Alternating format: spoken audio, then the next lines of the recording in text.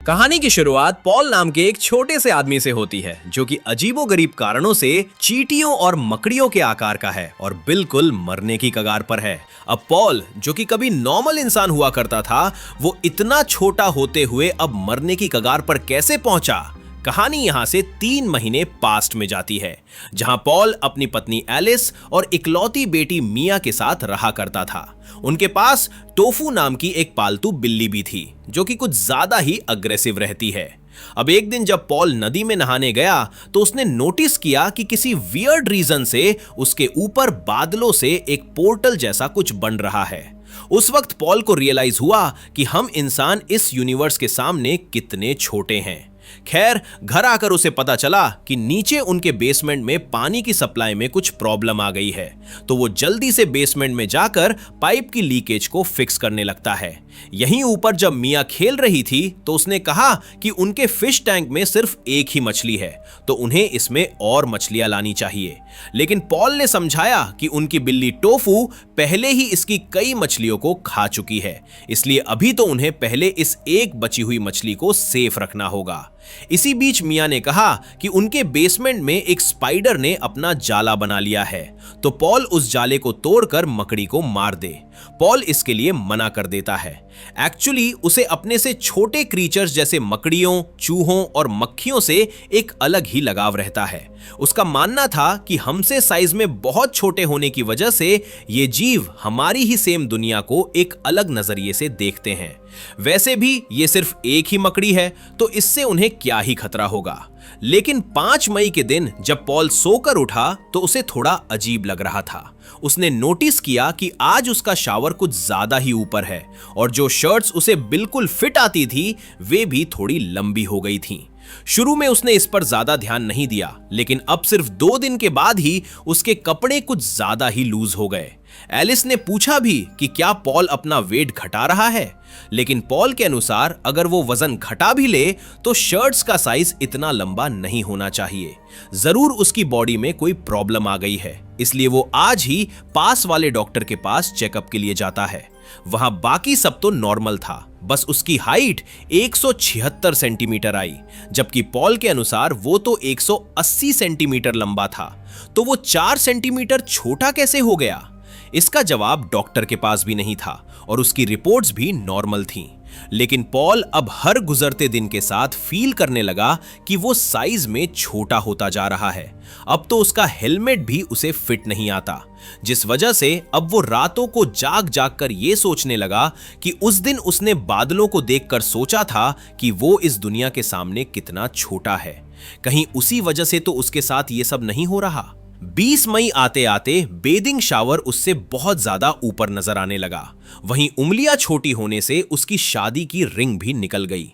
बाहर एलिस भी ये देखकर हैरान रह जाती है कि उसका पति अब हाइट में उससे भी छोटा हो चुका है। यहां से पॉल और एलिस एक बड़े हॉस्पिटल में जाते हैं ताकि वे बीमारी का कारण ढूंढ सके। यहां पॉल के सारे टेस्ट किए गए, लेकिन यहां भी डॉक्टर ने रिवील किया कि पॉल की बॉडी में कोई प्रॉब्लम नहीं है, यानी कि पॉल की बॉडी का हर एक ऑर्गन एक सेम प्रोपोर्शन में छोटा होता जा रहा है और अभी तक डॉक्टर्स के पास भी इस कंडीशन का कोई जवाब नहीं है। पॉल आने वाले कई दिनों तक हॉस्पिटल में ही एडमिट रहा, लेकिन फिर उसे रियलाइज हो गया कि उसकी कंडीशन का मेडिकल साइंस के पास भी कोई सॉल्यूशन नहीं है। तो वो एक रात हॉस्पिटल से निकलकर वापस अपने घर आ जाता है, क्योंकि अगर उसे छोटा होना ही है तो वो अपना आखिरी वक्त हॉस्पिटल के बजाय अपने घर परिवार के साथ बिताना चाहता था। आने वाले कुछ ही हफ्तों में पॉल का साइज घटते घटते एक डॉल के बराबर रह जाता है। वहीं अब उनकी पालतू बिल्ली टोफू तक पॉल को अपने से छोटा देखकर उस पर अटैक कर सकती थी, इसलिए एलिस ने उसे कमरे के बाहर बंद कर दिया। पॉल का छोटा होना जारी रहता है। समय के साथ अब वो एक मोबाइल फोन के बराबर रह गया था। तभी उसने देखा कि कुछ लोग उसका घर खरीदने के लिए देखने आ रहे हैं। पॉल छिप गया ताकि वे उसे देखकर डर न जाएं। वो अंदर से बहुत गुस्से में था क्योंकि एलिस उसकी मर्जी के खिलाफ ये घर बेच रही थी। उन लोगों के जाने के बाद पॉल एलिस पर गुस्सा करता है कि ये घर उन्होंने शादी के बाद लिया था, यहां उनकी यादें जुड़ी हैं, तो एलिस इसे बेच कैसे सकती है। तभी एलिस याद दिलाती है कि पॉल को इस कंडीशन की वजह से जॉब छोड़े कई महीने हो चुके हैं और अब वो अपना और मिया का खर्च अफोर्ड नहीं कर पा रही, इसलिए उसे ये घर बेचना ही पड़ेगा। पॉल गुस्से में कहता है कि वो कोई तरीका ढूंढ लेगा जिससे वो फिर से नॉर्मल हो सके और सब ठीक कर देगा, लेकिन एलिस रोते हुए चिल्ला पड़ती है कि वो अब कभी ठीक नहीं होने वाला और वो एक दिन छोटा होते होते गायब ही हो जाएगा। इस दौरान पॉल इतना छोटा था कि वो सिर्फ एलिस की चिल्लाने की आवाज से ही नीचे गिरने वाला था, जिससे एलिस डरकर बाहर निकल गई। मिया को भी अब अपना पिता बहुत अजीब लगने लगा था, तो पॉल आने वाले कुछ दिनों में मिया को खुश रखने के लिए उसके डॉल हाउस में रहने लगता है। लेकिन अब पॉल ने नोटिस किया कि दिन ब दिन छोटा होने से बड़े लोगों की आवाजें उसके कान बर्दाश्त नहीं कर पा रहे। वो मायूस होकर रात को अपनी वाइफ एलिस के पास सोने जाता है, जो अब अपनी वाइफ की उंगलियों जितने साइज का हो चुका था। अगले दिन जब पॉल घर पर अकेला था, तभी उनकी बिल्ली टोफू किसी तरह अंदर घुस आती है। डरकर पॉल खुद को हर्ट कर लेता है, लेकिन अभी तो उसे पहले टोफू से बचना होगा, क्योंकि वो अब उसे अपना शिकार समझ रही थी। पॉल अपनी सेफ्टी के लिए एक पिन उठाकर टोफू से दूर भागने लगता है। टोफू अब साइज में पॉल से बहुत बड़ी हो चुकी थी, इसलिए पॉल जल्दी से दरवाजे के नीचे से बेसमेंट के अंदर चला जाता है। इसी दौरान टोफू का एक पंजा उसे लग जाता है, जिससे पॉल सीढ़ियों से नीचे गिर जाता है। अब तो ये हाइट भी उसके लिए बहुत ज्यादा थी। लकीली वो कचरे के डिब्बे में गिरकर बेहोश हो गया। उधर बाहर एलिस अंदर आकर देखती है कि वहां पॉल की खून वाली शर्ट पड़ी है, जिससे उसे लगता है कि कहीं उनकी बिल्ली पॉल को खा तो नहीं गई। नीचे बेसमेंट में पॉल अब एलिस का नाम चिल्लाने लगता है ताकि वो उसे इस डिब्बे से निकाल ले। एलिस बेसमेंट में आती भी है, लेकिन पॉल इतना छोटा हो चुका था कि वो उसे देख नहीं पाती। तभी एलिस को टोफू दिखाई देती है और वो उसके पीछे भागने लगती है, ये सोचकर कि टोफू ने उसके पति को मार दिया है। पॉल गुस्से में कचरे को इधर उधर फेंक कर वापस वहीं सो जाता है। रात होने तक उसे समझ आ चुका था कि उसकी फैमिली ने उसे मरा हुआ मान लिया है। अब उसे अपना सर्वाइवल खुद ही देखना होगा। वो पहले कचरे से अपने लिए कपड़े बनाता है, फिर लकीली उसे डिब्बे से बाहर निकलने का एक रास्ता मिल जाता है। पॉल वही पिन उठाकर आगे देखने जाता है, तभी उसे किसी के गुजरने की आहट मिलती है। डरकर वो जल्दी से वाटर हीटर के ऊपर चढ़ जाता है, लेकिन उसे रियलाइज होता है कि शायद वो अब इस बेसमेंट से कभी बाहर नहीं जा पाएगा, क्योंकि खिड़की पर मच्छरों वाली जाली लगी है जिसे वो पार नहीं कर सकता। तो पॉल पहले उसी लीकेज वाली पाइप से पानी पीता है, फिर क्योंकि उसे पेट पर चोट आई थी, वो नहाकर अपने घाव को साफ करता है और फिर गर्मी की वजह से वहीं सो जाता है। अगली सुबह उसकी आंख अपनी बेटी मिया की आवाज से खुलती है, जो शायद बाहर उसका नाम चिल्ला रही थी। पॉल भागकर फिर चिल्लाने लगता है, लेकिन अब सीढ़ियां इतनी बड़ी हो चुकी थीं कि पॉल उन्हें चढ़ नहीं सकता। तभी उसे सुनाई देता है कि एलिस मिया से कह रही है कि उसके पापा अब कभी नहीं आने वाले, वो मर चुके हैं। ये सुनकर पॉल को बहुत बुरा लगता है। वो यहां रोने और चिल्लाने के अलावा कुछ नहीं कर सकता। वैसे भी अब उसकी आवाज किसी को सुनाई नहीं देती। उसे आवाज आती है कि एलिस और मिया घर बेचकर और अपनी गाड़ी लेकर हमेशा के लिए यहां से जा चुके हैं। पॉल जानता था कि अब वो यहां बिल्कुल अकेला फंस गया है। वो सबसे पहले चौक से फर्श पर अपना नाम लिखता है, ताकि अगर कभी एलिस या मिया यहां बेसमेंट में आए तो उन्हें पता चल जाए कि वो अब तक जिंदा है। फिर उसे अपने लिए खाना चाहिए था, तो वो चीज का एक टुकड़ा लेने जाता है जिसे उसने महीनों पहले एक ट्रैप में फंसा कर रखा था। वो चींटियों को भगाकर ट्रैप बंद करता है और सारा चीज खुद ले लेता है। लकीली उसके छोटा होने की वजह से वो इसे कई दिनों तक खा सकता था।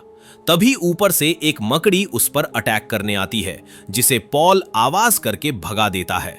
फिर जब वो एक पेपर बॉक्स खोलने की कोशिश करता है, तो अब उसमें इतनी ताकत भी नहीं बची थी कि वो एक पिन से उस बॉक्स को खोल सके। पॉल दिमाग लगाता है। उसने पहले गीले कपड़े से बॉक्स को गीला कर दिया और फिर किसी तरह से अंदर घुसकर एक माचिस के ऊपर जाकर सो जाता है, क्योंकि सेफ सोने के लिए यही एक जगह बची है।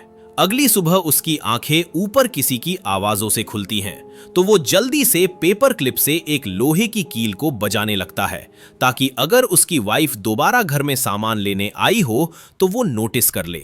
लेकिन ये तो मूवर्स एंड पैकर्स वाले लोग थे जिन्हें शायद एलिस ने सामान लेने भेजा होगा। इससे पॉल की सारी उम्मीदें टूट जाती हैं कि वो अब अपनी फैमिली से फिर कभी मिल पाएगा। पॉल गुस्से में बेसमेंट में रखी एक बोतल से ड्रिंक कर लेता है। उसने नोटिस किया कि ये बोतल उसके लिए इतनी बड़ी है कि वो इससे लाइफ टाइम पी सकता है और ये कभी खत्म नहीं होगी। लेकिन तभी उसे फिश टैंक के ऊपर वही मकड़ी दिखाई देती है। नशे में वो अपनी पिन लेकर उसे डराने जाता है, लेकिन मकड़ी उसे ही पानी में गिरा देती है। अब उसे पानी में रहकर इंतजार करना होगा कि कब मकड़ी ऊपर से जाए और तभी वो बाहर निकल पाएगा। ये वही मकड़ी है जिसे उसने कहानी की शुरुआत में अपनी बेटी मिया के कहने के बावजूद मारने से मना कर दिया था, ये कहकर कि एक मकड़ी उनका क्या ही बिगाड़ सकती है। लेकिन आज वही मकड़ी पॉल के लिए सबसे बड़ा खतरा बन चुकी है। कुछ देर बाद बाहर निकलकर पॉल समझ चुका था कि इस बेसमेंट में सिर्फ एक ही मकड़ी है, तो अगर वो उसे ठिकाने लगा दे तो वो सेफ रह सकता है। वो चारा बनकर उस मकड़ी को मारने निकल पड़ता है, लेकिन अब वो साइज में बहुत ज्यादा छोटा हो चुका था, इसलिए मकड़ी उसका पीछा करते हुए उसे बुरी तरह घेर लेती है। वो तो आखिर में पॉल के ऊपर चढ़कर उसे मारने ही वाली थी, लेकिन लकीली पॉल को कुछ लकड़ी के टुकड़े मिल जाते हैं और वो उन्हें मकड़ी की आंखों में डालकर उसे दूर भगा देता है। वो अब तक पानी में भीगने से बुरी तरह कांप रहा था, तो पॉल पहले उस बॉक्स से माचिस निकालता है और 3 से 4 ट्राई के बाद फाइनली माचिस जला लेता है और आग सेक कर खुद को गर्म करने लगता है। पॉल आने वाले कई दिन इसी तरह बेसमेंट में बिताने लगता है। अब उसे इसकी आदत भी हो चुकी थी, लेकिन फिर एक दिन एक आदमी फाइनली बेसमेंट में आ ही जाता है। पॉल चिल्लाकर उसका ध्यान खींचने लगता है, लेकिन लगातार छोटा होने की वजह से अब वो इतना छोटा हो चुका था कि उस आदमी के कदम रखने की आवाज ही पॉल के कानों को फाड़ रही थी। पॉल ने देखा कि वो आदमी यहां सिर्फ उस मछली को लेने आया था, यानी अब उसके पास उसकी आखिरी दोस्त भी नहीं बची। अब वो यहां बिल्कुल अकेला हो चुका था। अगले कुछ दिनों में तो एक मच्छर तक पॉल के सामने मॉन्स्टर लगने लगा। तभी पॉल ने नोटिस किया कि अब तो वो रोशनदान की जाली से निकल पाएगा, लेकिन इसके लिए उसे सबसे पहले ऊपर चढ़ना होगा। तो वो फर्नीचर की लकड़ी पकड़कर ऊपर चढ़ने लगता है। इसमें उसे कई घंटे लग जाते हैं, लेकिन आखिरकार इतनी मेहनत के बाद वो अलमारी के ऊपर चढ़ ही जाता है।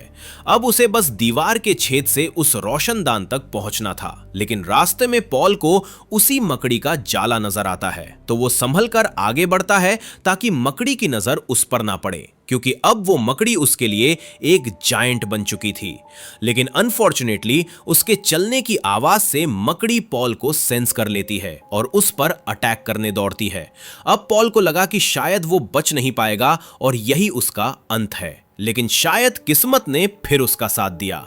एक इंसेक्ट जाल में फंसने की वजह से मकड़ी पहले उधर चली जाती है, जबकि पॉल अपनी पूरी जान लगाकर दौड़ते हुए फाइनली उस जाली तक पहुंच जाता है। लेकिन वो रियलाइज करता है कि अभी भी वो जाली के छेद से बड़ा है, वो अब भी यहां से निकल नहीं पाएगा।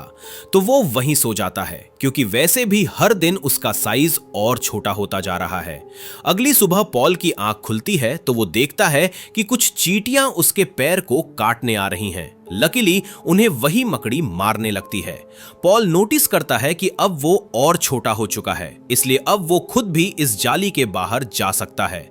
मकड़ी को देखते हुए एक पल को उसे लगता है, क्या इस मकड़ी को भी उसकी तरह अकेलापन फील हो रहा होगा, क्योंकि अब वो अंदर अकेली रह गई है। पॉल नीचे उतरकर बाहर जाने लगता है, लेकिन अब उसके इतना छोटा होने से घास तक उसे किसी जंगल की तरह लग रही थी और ओस की बूंदें पानी से भरे ड्रम की तरह। पॉल रियलाइज करता है कि अगर इसे दूसरे नजरिए से देखा जाए तो ये सब बहुत सुंदर है, लेकिन इसका मतलब ये भी है कि शायद वो अब कभी अपनी बेटी को देख तक नहीं पाएगा। फिर भी उसका बचा हुआ जीवन वो अपने हिसाब से जी सकता है। और इसी होपफुल एंडिंग के साथ ये मूवी यहीं खत्म हो जाती है। तो चैनल को सब्सक्राइब करें ऐसे ही यूनिक वीडियोस के लिए। Thank you.